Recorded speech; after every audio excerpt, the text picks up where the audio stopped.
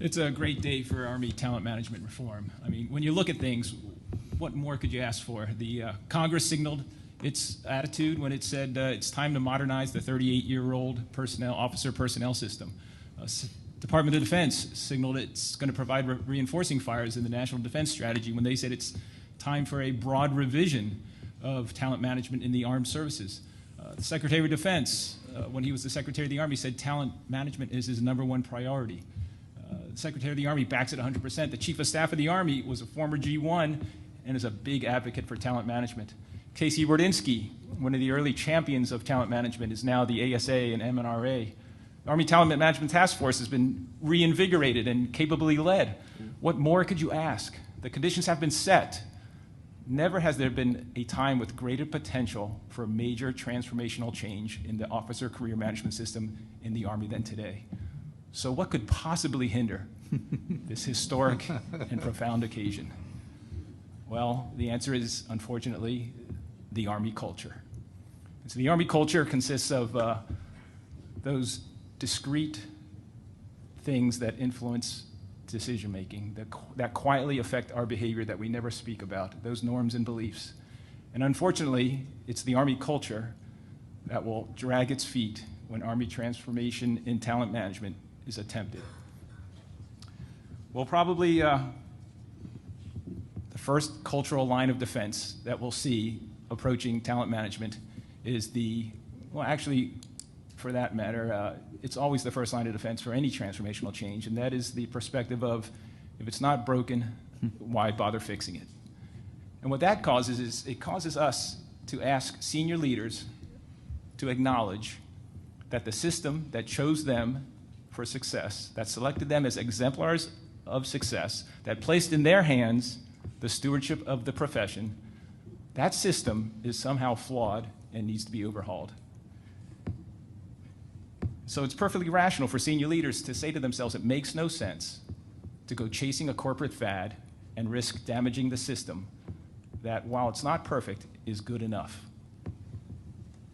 So this aspect of Army culture encourages uniformed leaders to patiently wait out those civilian zealots, hoping that despite all the high expectations of reform, only non-threatening initiatives like longer maternity leave, expanded childcare hours, and more mothers' rooms will result. Another factor that will impede talent management reform is the Army's egalitarian nature. The Army prides itself on being the service that leaves no one behind, that treats everyone the same regardless of individual differences. So it was egalitarianism that pushes back hard against offering opportunities to high potential individuals while denying those opportunities to those with lesser talent. So it was egalitarianism that in 2004 said, let's send all majors to resident ILE instead of just the top 50%. It was egalitarianism in the FY07 captain's exodus crisis that said, let's offer a retention bonus to all captains, regardless of their record of performance and future potential.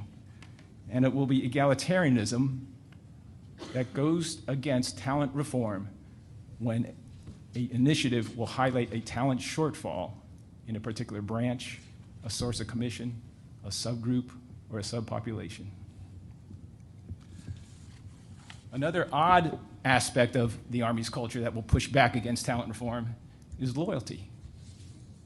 Army senior leaders are exceptionally loyal to their subordinates, especially those with whom they have served and sacrificed alongside in 18 years of war. There's a well-intentioned and totally understandable concern that altering the paths of success for these young warriors midstream in their career is essentially pulling the rug from out under them.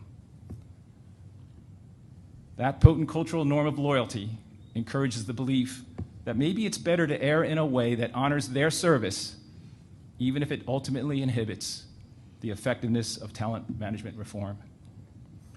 And the fourth aspect of Army culture that will impede talent management reform, which is very popular across the entire Army, is skepticism. I specialize in this. It's just part of the Army culture, especially when personnel issues are concerned. We've all heard the promises. We've all watched to see if the walk matches the talk. We've heard the promises, and that's what the force has heard. They've heard the promises that a command in a training unit is on par with a command in a tactical unit. We've heard the promises that a tour as a mid-team advisor is career enhancing. The force is skeptical. And so when promotion results, when selection results finally match up the promises of talent management reform, then the force will believe it. But until then, they remain skeptical and cynical. Finally, the Army rests on a foundation that extols the preeminence of the warfighter. From lessons learned in pre-commissioning, where order of merit is largely determined by PT results and platoon patrolling scores, to general officers bragging that they never served a day in the Pentagon, the warfighter is extolled and emulated. And this key component of the Army culture is often intimidating, but it's often underestimated in realizing how much it pushes back against reform. But unless the preeminence of the warfighter is preserved, the force will always be skeptical. And they will look askance at any talent management initiatives that try to put the right person in the right place at the right time. So how does talent management reform succeed in the Army without these foot-dragging effects of Army culture? Well, it begins with reform being embraced, owned, and promoted by uniformed senior leaders. The mantle of transformation that right now rests on the shoulders of the civilian appointees has to be shifted onto the shoulders of uniformed senior leaders. There has to be open discussion about how the world's greatest army shouldn't put people into positions by making a phone call to an assignment officer, HRC. We have to really confront the fact that is the best army in the world assessing its people by spending 2.5 minutes glancing at a photo in ORB and looking for code words in OERs? We have to have those hard discussions, and we have to ask ourselves, is it time? Because transformation is best executed when it comes from within. Uniformed senior leaders have to be convinced, and they have to convince themselves, that change is not only necessary, but feasible and desired.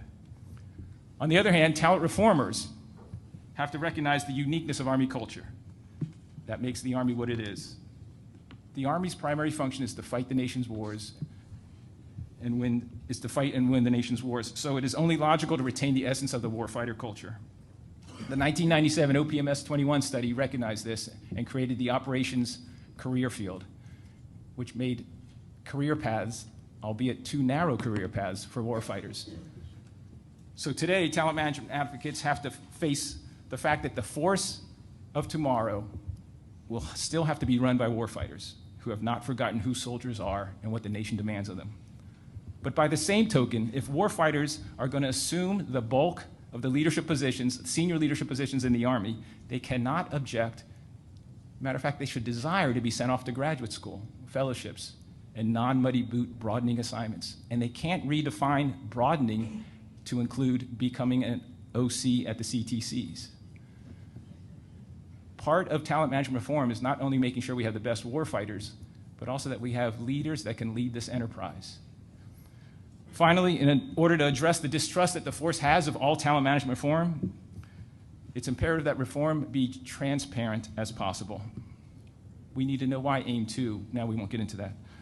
Simulation should be run to project short-term and long-term implications. Pilot tests should be run across the Army so we could adjust initiatives. And if we spot a talent shortfall in a particular branch, particular source of commission, a particular subgroup, then we shouldn't discard the initiative, but we should go to look and see why is there a talent shortfall and work to correct that instead of just throwing out every initiative. In rolling out talent management initiatives and reform, the force must be convinced that the policies, while not necessarily treating everyone the same, that they're reasonable, that they're fair, and that they're in the best interest of the nation, the Army, and the soldier. So in my short remarks today, I'm not trying to come up with any new directives or directions we should go or new initiatives. My point is just that as an Army, we have a history of ignoring culture. And that today, the stage has been set. The key actors are in position to bring about a radical transformation in the Army. We should not squander this rare opportunity by failing to recognize and adjust to the pervasiveness of Army culture. Thanks. Thanks, Lenny. I appreciate it. Joe?